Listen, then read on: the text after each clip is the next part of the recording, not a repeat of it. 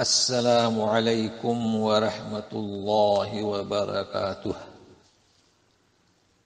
Daily one page کے شعبے سے آج کے پیج کا نمبر ہے 153، سورۃ الاعراف، آیات ہیں 23 سے لے کر 30 تک۔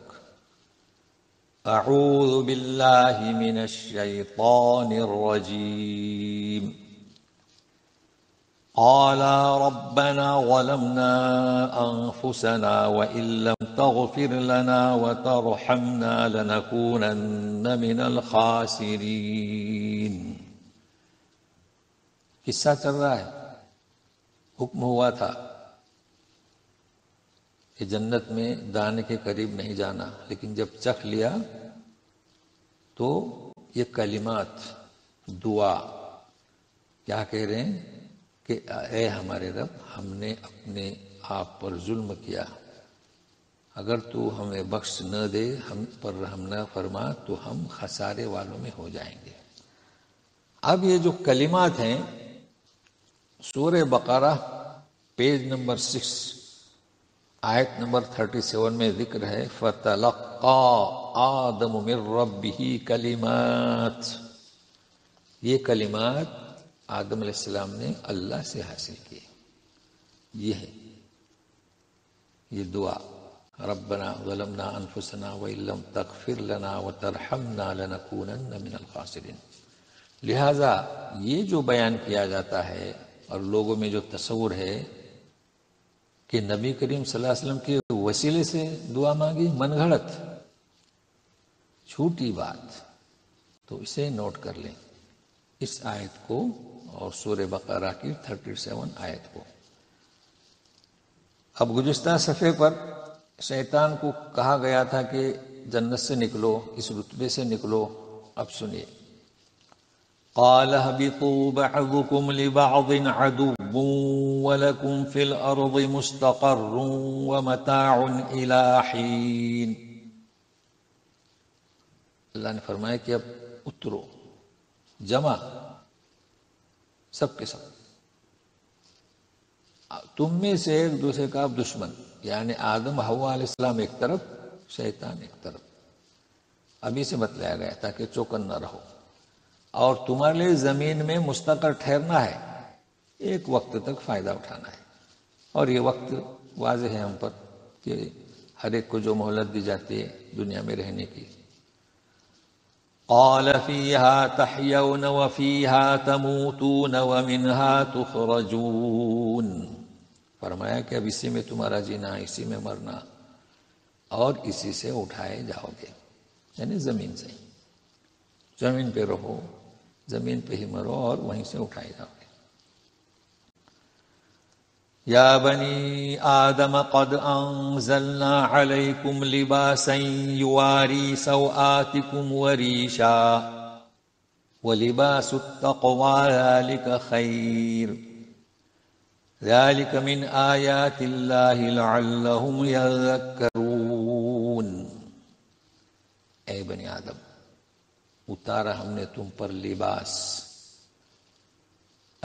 اب لباس اتارنے کے مقاصد دیکھیے، سب سے پہلا مقصد کہ تمہاری شرمگاہوں کو چھپائے، سوآت یعنی ستر جسے ہم کہتے ہیں، دوسرا زینت۔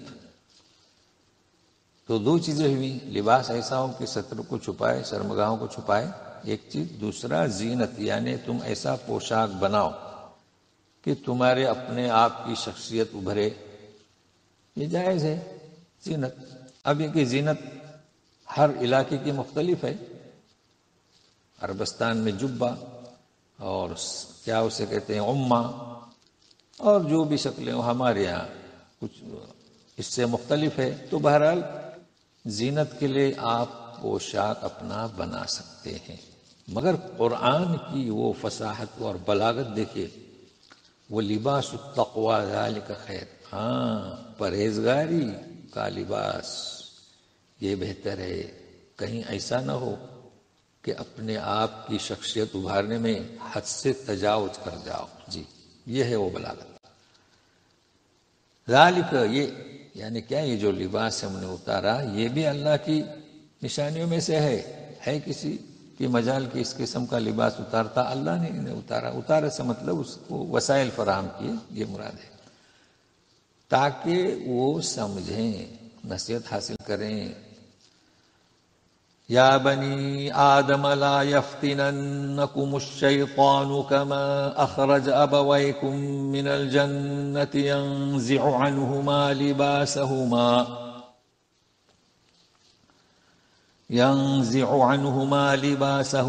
لیریہما سوآتہما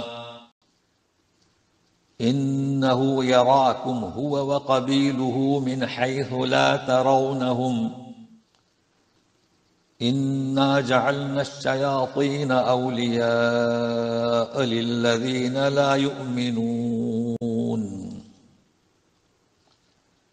اے بنی آدم، شیطان تمہیں آزمائش میں نہ ڈالے، فتنے میں نہ ڈالے، جیسے کہ تمہارے والدین کو نکالا جنت سے، اتارا ان دونوں سے ان کا لباس تاکہ دکھائے انہیں ان کی برائی کی جگہ یعنی شرمگاہ۔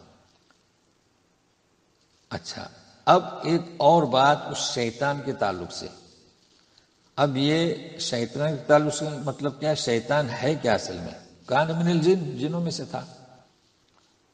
ففسق، جب فسق اختیار کیا تو شیطان ہوا، تو شیطان انسانوں میں سے بھی ہو سکتا ہے جی۔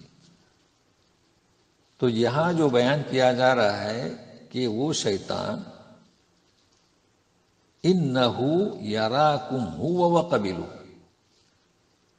تو اب صرف شیطان نہیں بلکہ جنس یعنی جنات، شیطان، جن، وہ اور اس کا قبیلہ تمہیں دیکھتے ہیں، یراکم، اس طریقے سے کہ تم انہیں نہیں دیکھتے۔ یہی وجہ ہے کہ ہم نہ شیطان کو دیکھتے ہیں نہ جناتوں کو دیکھتے ہیں، لیکن وہ ہمیں دیکھتے ہیں۔ اب یہ ظاہر ہے کہ اللہ تعالیٰ کی مشیت، چاہت، حکمت، علم اس بنیاد پر ہے۔ باقی یہ جو فردی شکلیں آپ کو ملتی ہیں نا شیطان کی، یہ فردی شکلیں ہیں، اس کی اصلی شکل ہم نہیں جان سکتے۔ ہاں یہ اور بات ہے کہ وہ جنات کا بھی انسانوں کی شکل اختیار کرتا ہے، اور بھی کئی شکلیں اسے صلاحیت دی گئی ہے۔ بہرحال یہ شیطان کے تعلق سے بھی بتلا دیا گیا۔ اب مزید سنیے کہ ان کے جو پیروں کا جو پیروی کرتے ہیں شیطان کی، ان کی کیفیت کو بتایا جا رہا ہے۔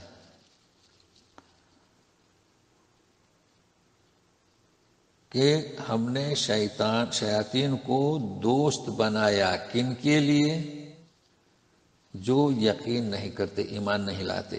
انا جعلنا الشیاطین اولیاء للذین لا یؤمنون، ظاہر ہے کہ شیطان کو انہوں نے اپنا دوست بنایا اور ان کی پیروی کر رہے ہیں۔ یہ کون سے لوگ ہیں؟ لا یؤمنون۔ اب مزید سنیے۔ وَإِذَا فَعَلُوا فَاحِشَةً قَالُوا وَجَدْنَا عَلَيْهَا آبَاءَنَا وَاللَّهُ أَمَرَنَا بِهَا قُلْ إِنَّ اللَّهَ لَا يَأْمُرُ بِالْفَحْشَاءِ أَتَقُولُونَ عَلَى اللَّهِ مَا لَا تَعْلَمُونَ۔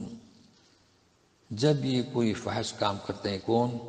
شیطان کی پیروی کرنے والے، تو کہتے ہیں کہ ہم نے اس فحش پر ہمارے باپ داداؤں کو پایا، پھر کہتے ہیں کہ اللہ نے ہمیں اس کا حکم دیا، تو یہ کیا فحش کام تھے ان کے، کیسی جرت کر رہے؟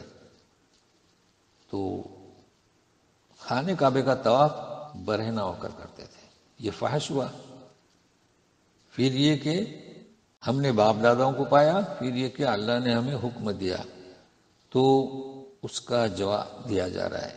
قل، اے رسول کہہ دو ان سے، کیا؟ کہ اللہ تعالی فحش کاموں کا حکم نہیں کرتا۔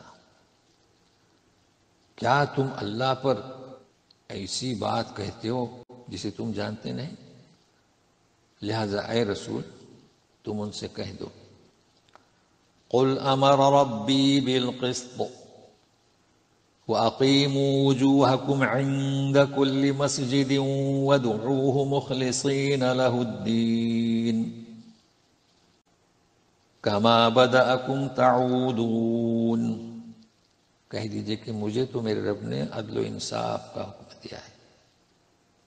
جی تو معلوم ہوا کہ فحش کام کرنا یہ قسط کی خلاف ورزی ہے. اور تم اپنے چہروں کو سیدھا رکھو ہر نماز کے وقت. مسجد سے مراد کیا مطلب؟ قبلہ کے طرف رخ کرو اور اللہ کی عبادت اس کے لیے خالص، دین کو، عبادت کو خالص کرو اللہ کے لیے. تو دین ہے اور مخلصین، تو دین کے معنی کا بھی عبادت بھی، دین کو اس کے لیے خالص کرو، عبادت کے لیے اس کے لیے خالص کرو اور اسے پکارو.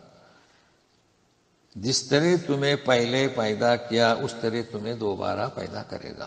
بدأکم یعنی بدایا، عدم سے وجود میں. تو جس طرح تمہارا وجود نہیں تھا تمہیں پیدا کیا، وجود میں لایا، اسی طرح لوٹائے گا مرنے کے بعد. چونکہ یہ بات کفار مکہ کے سمجھ میں نہیں آ رہی تھی کہ کیسے لوٹائے جائیں گے. فریقا ہدی وفریقا حق علیہم الضلالہ انہم اتخذوا الشیاطین اولیاء من دون اللہ ویحسبون انہم مہتدون. ایک فریق کو اللہ نے ہدایت دی اور ایک فریق کے ان پر گمراہی ثابت ہوئی. اور یہ آپ جانتے ہیں کہ جس میں لگن تھی، تڑپ تھی، اسے ہدایت دی، اور جن میں ضد کجربی تو وہ گمراہی پر رہے. کہ اب وضاحت بھی کی جا رہی ہے گمراہی پر رہے اس کی، کہ انہوں نے شیاطین کو دوست بنایا اللہ کو چھوڑ کر، اور پھر وہ یہ سمجھتے تھے کہ وہ راہیاب ہیں. جی تو یہ قصہ چلتا رہے گا، تو بقیہ انشاءاللہ آئندہ صفحہ پر. والسلام علیکم ورحمۃ اللہ وبرکاتہ.